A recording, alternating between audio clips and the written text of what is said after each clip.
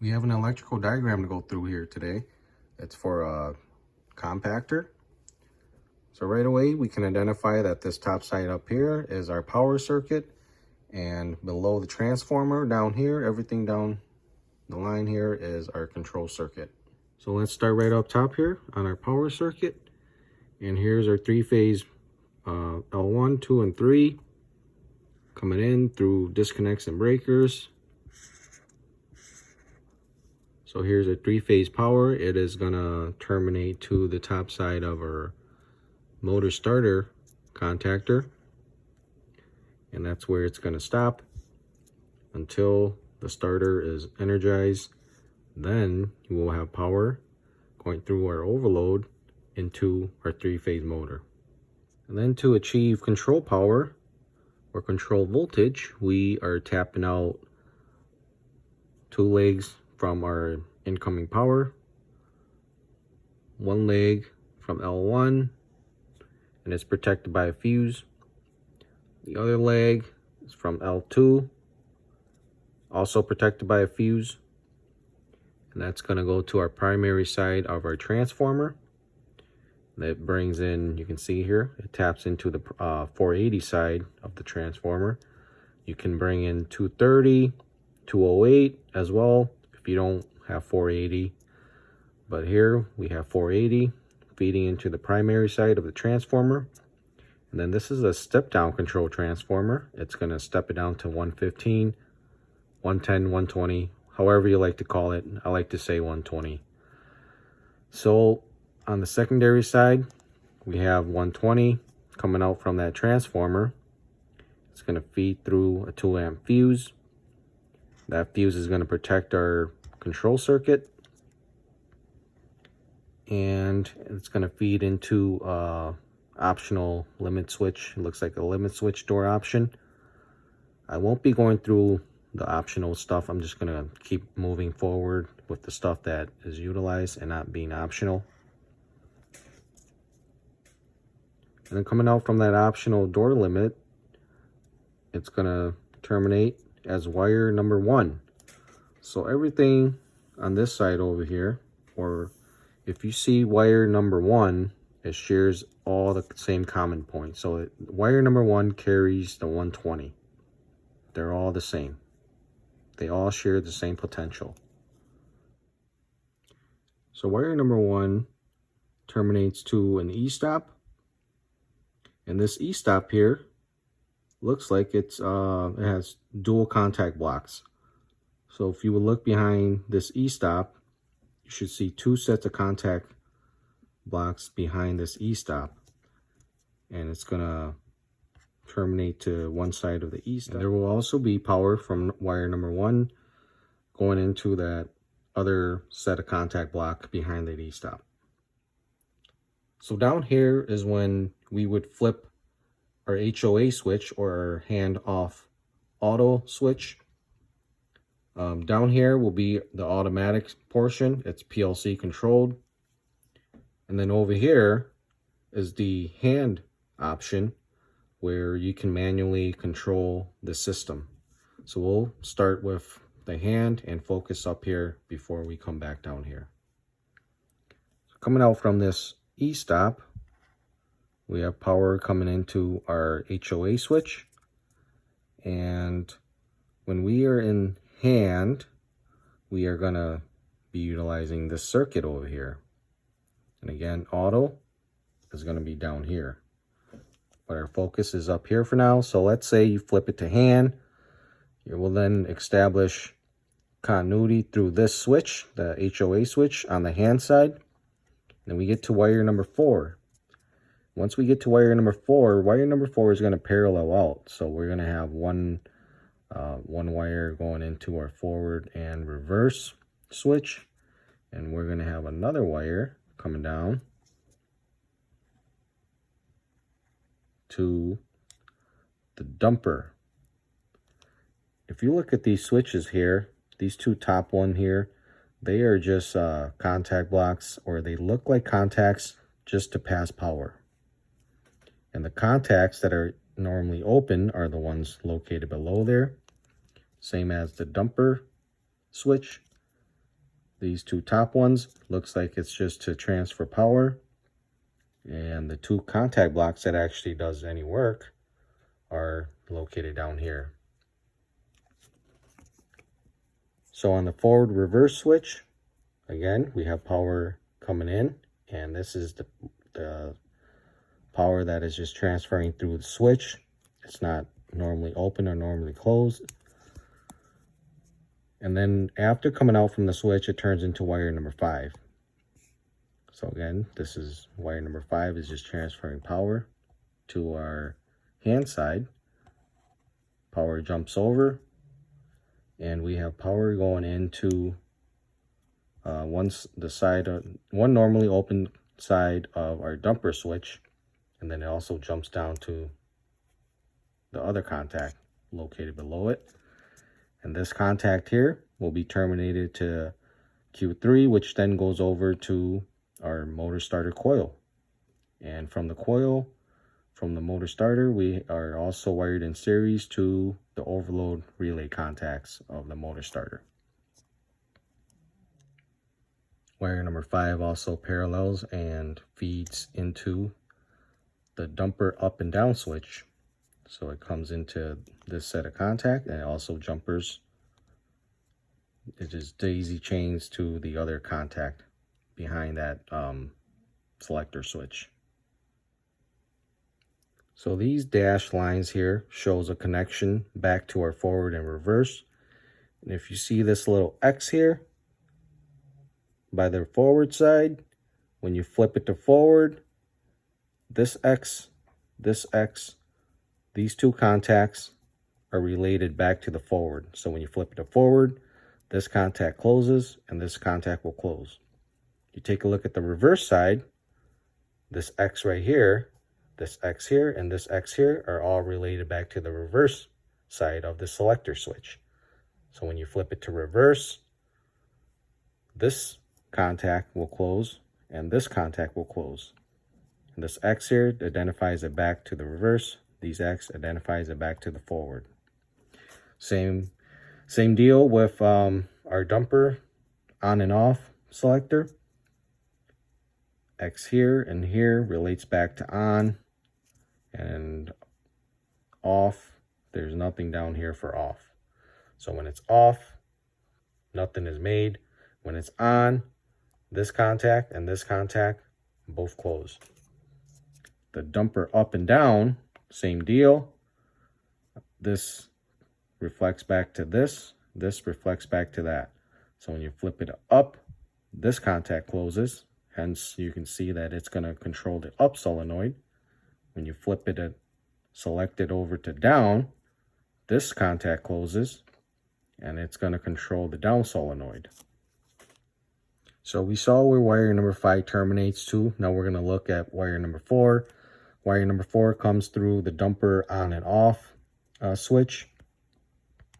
And again, it just feeds through it, through these contacts that really don't do anything but pass power. And it's gonna go and daisy chain off to our forward and reverse. So it's daisy chained together, and that daisy chain for our forward and reverse is coming from wire number 4. Our daisy chains for our dumper power is coming from number 5. So again, we have the selector switch flipped over to hand, or we are manually controlling the compactor. Let's observe to see the sequence of what happens when we flip the selector switch up here to forward. So again, this little X right here, when we flip it to forward, this contact will close, and this contact down here will close. So when this contact closes, it's gonna send our 120 over to our motor starter coil, and it's going to close this contact down here and send power, the 120, over to our forward solenoid. So, one side of our solenoid is connected to wire number 2, which is our return side back to our transformer. anything, wire number 2 shares the same common point. So once this contact closes and 120 makes its way to this motor starter coil, as long as this overload is not open, it's a normally closed contact. As long as the overload is not open and our oil level float switch here is closed, and our high temperature switch here remains closed and does not open, we will then have a completion back to our return side or back to wire number 2. And this motor starter coil will energize. As soon as that energizes, it's going to close this contact. Our 3-phase power here will transfer to our overload, and our motor will start running, where the pump motor for the compactor will be on, energized, and be pumping. And then we can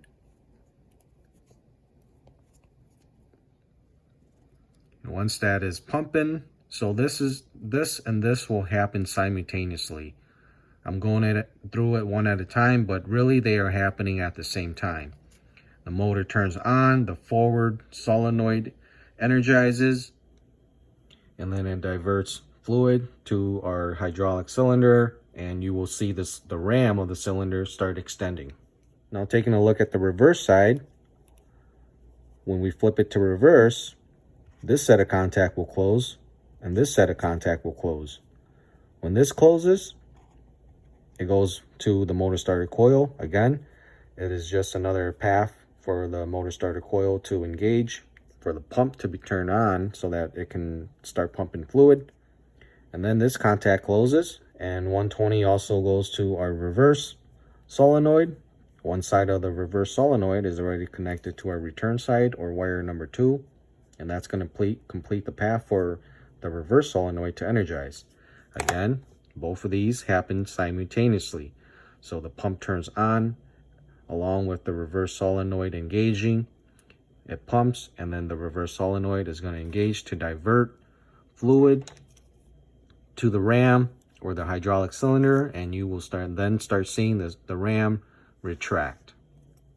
And then going off subject for a bit, so when I was in school, this here was a big no-no. Only thing that could be after the motor starter coil are the overload contacts from the relay, float switches, level switches, push buttons, anything like that cannot go after the overload or cannot go after the motor starter coil. These would have to be wired in series before the motor starter coil. It cannot be wired after. So it's kind of contradicting or go against what I was taught according to NEMA standards.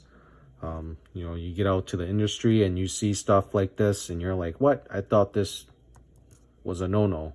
But you see stuff that I guess doesn't follow NEMA standards, where they just kind of do their own thing. All right, so to conclude the forward and reverse side, that is how we control the hydraulic cylinder or the compactor in forward and reverse. Now let's take a look at the dumper. So when it's in off, nothing happens. But when you flip it on, this contact will close. This contact will also close. And this terminates to Q3, terminal Q3. If you look at terminal Q3 up here, it goes to our motor starter coil. And so Q3 is just another way to turn on our motor starter coil down here. So our motor starter coil will energize as long as that overload is not tripped. I'm guessing this is, again, kind of weird. This should have just been looped up over and back to have a connection point to here. Instead, they redrew it down here. So the problem with this is this makes it look like there's two separate motors if you don't pay close attention. But if you take a closer look, they terminate back to terminal Q3, which is to the same motor. So there's really only one motor, but if you take a look at the control side, it looks like there's two motors. but they're the same motor, just drawn differently, separately, I should say. So that motor starter coil energizes, again, closes the contacts up here, which allows our 3-phase power to come and power that motor, as long as the overload is not tripped. And at that same time, it's going to send 120 over to our diverter solenoid, and our diverter solenoid would energize and do whatever it needs to do, divert. Now let's take a look at the dumper up and down. When it's in the up position, this set of contacts right here will close and energize our up solenoid. When we flip it down, this contact here will close and energize our down solenoid. And that wraps up the hand or manual side of this print. And now let's take a look at the auto side. So now when you flip it to auto, you have this contact here that's going to close. This contact is going to close and send 120 over to the line side of, which looks like to be an input card. Wire number 2 is already connected to the neutral. And auto is going to make this contact and bring in power to turn this on. And again, this e-stop here is used as an input signal. So all of these here are all input signals to the PLC. And however the PLC uses these input signals, I'm not sure, because this is not the ladder logic. This is just the hard, the wiring of what it shows you that terminates into the input card terminals. So there's a start button that is used as an input signal to the PLC. Here's an optional pressure switch, another pressure switch, safety door limit switch. Here's the photo eye option, a temperature switch, another option switch here, an optional jumper, and our overload, normally close contact overload, is also used as input signals. Here's a normally open push button used as an input signal, and limit switch here that is used as an input signal also. And these are wired in parallel to each other, but they share the same input terminal. And these inputs are pretty easy to troubleshoot. So you should just have 120 feeding into your start, for example here. And when you press this start button in, it's going to make contact, and you should have 120 going into that input terminal, number 12 here. So you should have 120 coming into the start and 120 coming out from the start.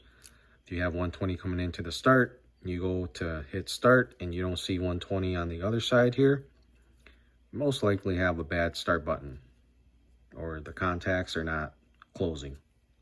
And if you're curious where to place the leads or how to check for voltage, again, our control side is 120 volts, so you should see 120 here and 120 over here. So go ahead, you just flip your meter to voltage AC, the squiggly line right there, AC, straight with the dotted, DC. We're checking the AC voltage. Go ahead, flip it to AC, bring your leads out. And you always, when you're checking for voltage, you want to check for difference of potential, or you got to reference it to your neutral or the return side back to the transformer. So wire number 2 is a return wire. So you can go ahead and look in the cabinet. Any wire that is wired number 2 should be your neutral ground side. You see ground is also connected to your neutral wire. So on your neutral ground side, take the black, place it on any wire that says number 2. So you can place it here at the terminal that says number 2. You can place it after this temp switch, after this reverse solenoid. These share all the same common point. So take the black lead, place it on a wire that says number 2. Take the red lead, And then you just take the bread lead and you probe it, the wire coming into our start. You should see 120 volts. Press the start in. Now you should see 120 volts coming out from the start side. And if you check the terminal at the PLC card, the input card, terminal 12, you should see 120 volts there also. And you can do the same for all of these other switches and input signals. Just keep your black lead on any wire number 2 as a reference. And if this pressure switch here, for example, is open, you would see 120 coming in, but you will not see 120 coming out. You close that switch and you still don't see 120 coming out, you just probably have a bad pressure switch. Now let's say I was troubleshooting this start button and I don't see 120 coming out from the start button.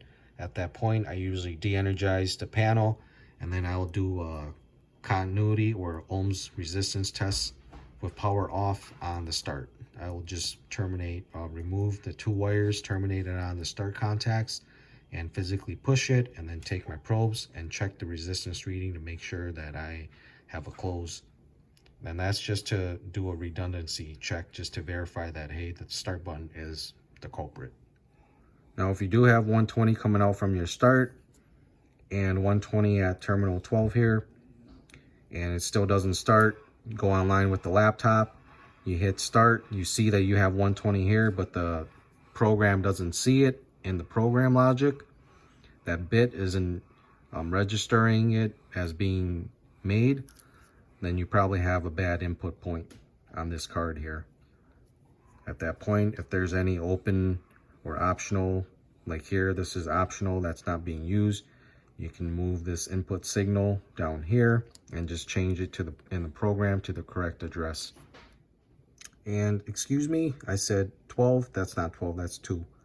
These are I's standing for input. So here, I1, I2, I3, I4, I5, I6, etc., IA, IB.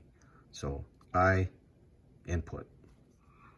So I hope this helps, Trav. Until next time, deuces.